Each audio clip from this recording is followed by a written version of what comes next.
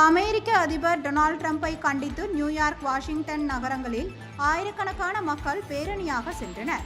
அமெரிக்க அதிபராக பதவியேற்ற பின் Donald Trump வெளிநாட்டவர் வெளியேற்றம், அரசு ஊழியர்கள் பணி நீக்கம், கல்வி நிறுவனங்களுக்கான நிதியுதவி நிறுத்தம், வரி விதிப்பு உள்ளிட்ட பல்வேறு அதிரடி நடவடிக்கைகளில் ஈடுபட்டு வருகிறார்.